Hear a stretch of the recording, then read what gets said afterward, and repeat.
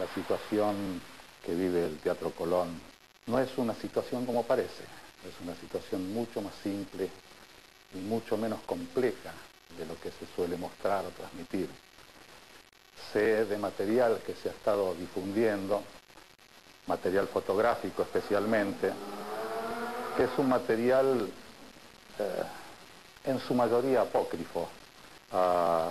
Hay alguna foto de un pie de alguna bailarina en una especie de escalón del piso, un piso que nosotros utilizamos en el escenario y que ha servido para todas las producciones que se hicieron, y un piso también que culmina de esa manera, termina en ese final, y el pie de la bailarina puesto ahí en un lugar donde jamás se baila, nos demuestra de alguna manera que se ha tenido que recurrir a una posición falsa, a una posición que no tiene que ver con lo que es ese piso y tampoco tiene que ver con lo que es todo lo que sucede con el ballet. En segundo lugar, también he visto que se han mostrado una serie de fotografías, de materiales del teatro que tienen que ver con el pasado. Hay un desnivel en el disco giratorio que es parte de la obra, previo a la primera producción del 24 de mayo en el Teatro Colón. Estos ataques repentinos que ha sufrido el Teatro Colón tienen un fondo básicamente político. Quieren mostrar que no somos capaces de llevar el Teatro Colón adelante, o que la administración de Mauricio Macri no tiene mucho que ver con la cultura. Son falacias. Nosotros estamos trabajando, hemos abierto un teatro, tal cual como lo prometimos. Soy director del teatro, soy responsable, sé lo que tengo que hacer, estoy trabajando fervientemente porque los problemas que tenemos son muchos, pero no son tan complejos y son solucionables, y es mi función solucionarlos, y estoy trabajando en función de ello. Sobre los pisos quiero decirles dos cosas. La primera, la justicia en primera instancia ha fallado a favor de la posición de los bailarines, de lo que ellos han denunciado, han emitido una medida cautelar en ese sentido. Nadie menciona a la empresa que instaló los pisos. Creo conocerla, porque también en mi casa he tenido algunos problemas. Las maderas extrañamente se levantan, y cuando uno les pregunta qué pasa con la madera, dicen, bueno, eso era lo mejor, no entendemos demasiado. ¿Por qué no es mencionada la empresa? El Colón ha hecho seguramente una inversión muy, pero muy fuerte para poner esos pisos. Señalen las responsabilidades que pueda haber, porque estos trabajos son demasiado recientes, tienen que tener garantías, tendrán que hacerlo de nuevo, más allá de las discusiones entre los bailarines y quienes están al frente del Teatro Colón.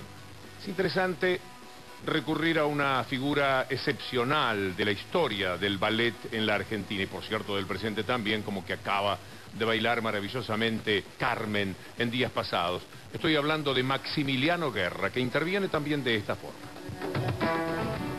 Yo veo el estado actual del Teatro Colón en un sentido deplorable. Un teatro, lo principal que tiene es el grupo humano que hace el teatro. El grupo humano que hace el teatro, que está devastado, que está maltratado de hace muchos años. El círculo giratorio que tiene el escenario del Teatro Colón es uno de los pocos teatros en el mundo que lo tiene todavía.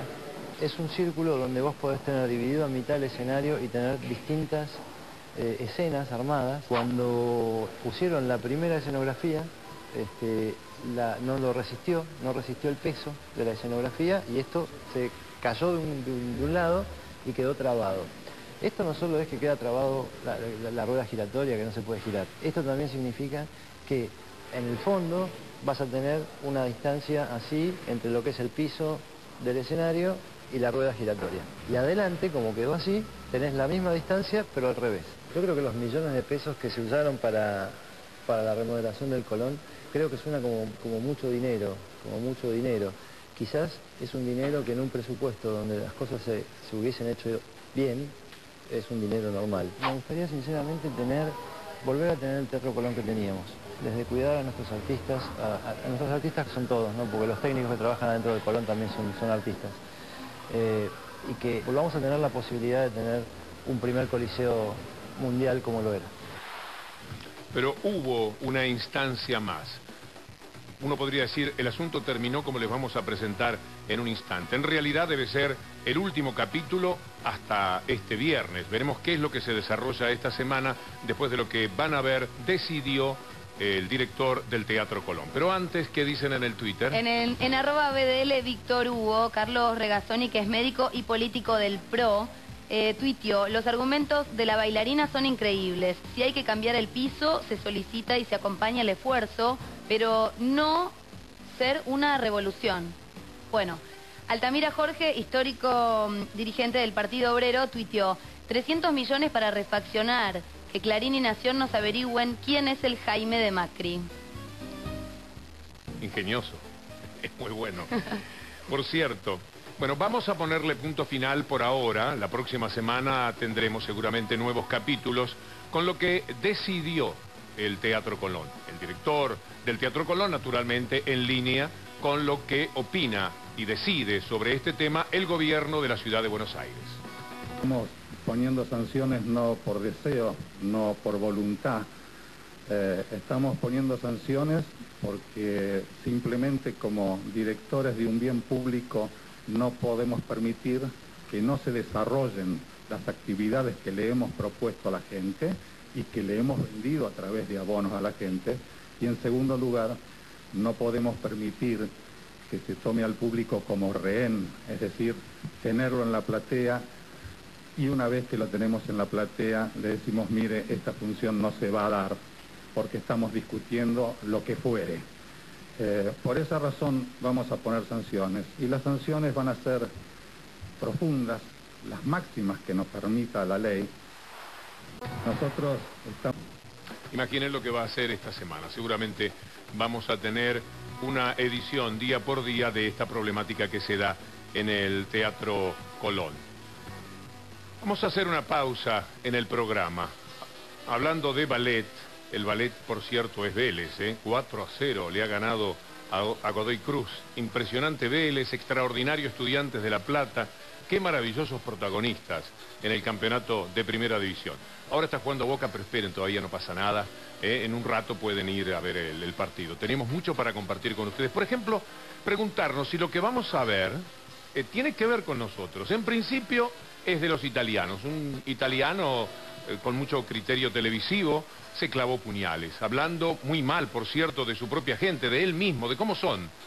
Como en algún momento hubo una película, Los Monstruos, parte 1 y parte 2, aquí tendríamos también una especie de Los Monstruos, según la visión de este profesional italiano. Después van a tener el dato, porque van a tener mucha curiosidad de verlo de nuevo, o van a querer mostrárselo a los amigos seguramente, y entonces les vamos a decir cómo buscarlo para dar además el crédito de lo que para una sonrisa, pero también para una reflexión, y preguntándonos cuánto atañe a nosotros, queremos compartir con ustedes. Atención, Julieta, que te va a gustar muchísimo este material.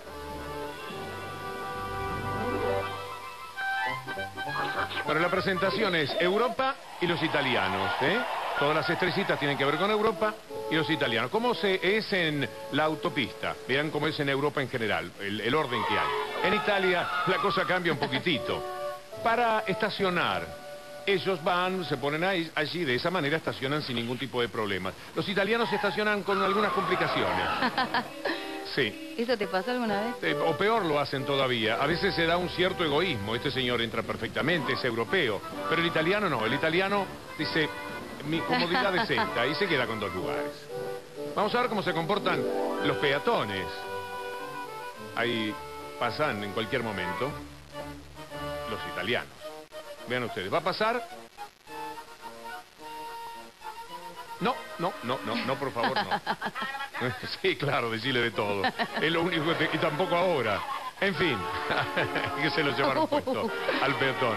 Lo persiguen. Vamos a ver con las señales de las rutas. En Europa son prolijos, tienen un par de señales. Son un poco más complicados, en cambio, los italianos. Muchos más carteles, se baja, mira, no, era para el otro lado. Me vuelvo entonces. Los buses, los micros. Aquí hay un señor que va a esperar, el europeo, llega en hora, lo levanta y se va. En Italia es un poquito más complicado, está esperando, no llega. pasa el tiempo, no llega. Y el hombre Sí. se va aburriendo. Entonces dice, camino para Me ha acá, pasado, camino para allá, hasta que de repente llega el bus, pero estaciona mucho más Uy. adelante, no corre. No, y llega el que uno estaba No, esperando. ¿A no. cuál voy? Y perdí los dos. Esto le pasa a los italianos, nos pasa también a nosotros.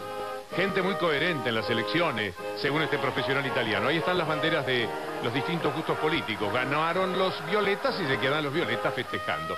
En Italia es distinto. Hay muchas opiniones, pero cuando ganan los violetas, todos son violetas. Y después tenemos a los políticos. En Europa esperan su turno, se acomodan en el poder y se van. Cuando les toca irse, se van. Viene el otro, que también se va. Los italianos no tanto. Llegan al poder, echan raíces, se atan al sillón y no se quieren ir nunca más.